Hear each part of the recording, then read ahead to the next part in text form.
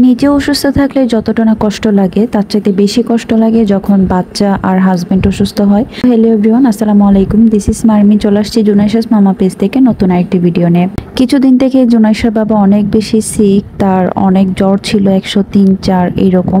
তো আমরা অনেক রকমের টেস্ট করেছি, ডক্টর দেখিয়েছি। ডক্টর বলতেছিল এটা ডেঙ্গু, বাট ডেঙ্গু টেস্ট করার পর দুইবারই নেগেটিভ আসে। যেহেতু এখন সিজন চেঞ্জ হচ্ছে, এখন অনেকেরই কিন্তু ভাইরাস জ্বর হচ্ছে, পাশাপাশি ডেঙ্গুর প্রভাবটা কিন্তু অনেক বেড়ে গিয়েছে। তো আমরা অনেক ভয় পেয়ে গিয়েছিলাম কোনো ডেঙ্গু হয়েছে কিনা। সো ওর জ্বর আসার সাথে সাথেই আমরা ডেঙ্গু টেস্টটা করি, তখন কিন্তু ওর নেগেটিভ আসে। বাট সারাদিন অনেক বেশি জ্বর, ওষুধ খাওয়ার পরও কিন্তু ওর জ্বর কমতেছিল না, 103-4 এরকম জ্বর থেকেই যাচ্ছিল। তো আমরা আর রিস্ক নিয়ে আমরা রাতে ওকে ডক্টরের কাছে নিয়ে যাই। ও ডক্টর বলে সবকিছুই ডেঙ্গুর সিমটম, ওকে আবার অনেক রকমের টেস্ট করাই। আল্লাহ রহমতে ওর রিপোর্ট ভালোই ছিল আলহামদুলিল্লাহ। তো যেহেতু কিছু খেতে পারছিল না, মুখের টেস্ট একদমই খারাপ হয়ে গিয়েছে। ও বলেছিল পিজা খাবে। এখন অসুস্থ জামাইয়ের কথা তো আর ফেলে দেয়া যায় না। আমি ঝটপট করে পিজা বানানোর প্রিপারেশন নিতে চলে গেলাম।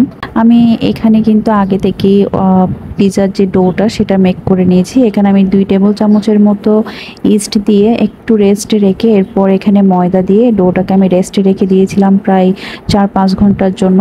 এরপর আমি চিকেনটাও ম্যারিনেট করে রেখে দিব।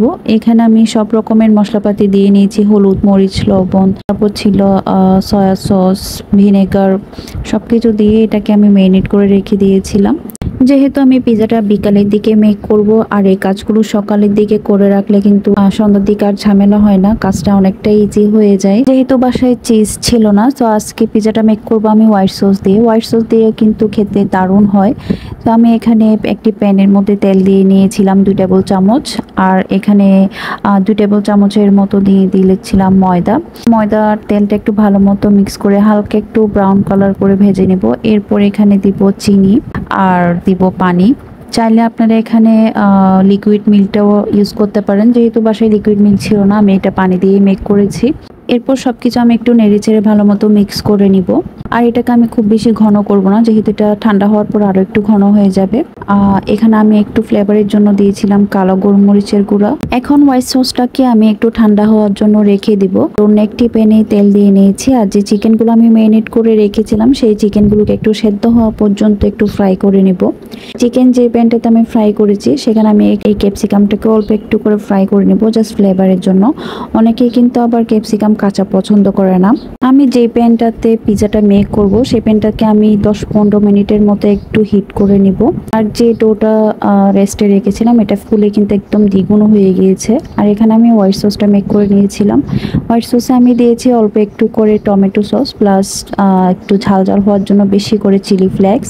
পিজার ডোটা যেহেতু একটু নরম হয়, সো এটাকে হাত দিয়ে চাপলে কিন্তু খুব সুন্দর গোল হয়ে যায়। সো আমি এটাকে হাত দিয়ে চেপে গোল করে নিয়েছি। আমি একটা থালির মতো নিয়েছি, এখানে অল্প একটু অয়েল ব্রাশ করে নিয়ে ওইটার উপরেই আমি পিজার যে ডোটা সেটা দিয়ে নিয়েছিলাম।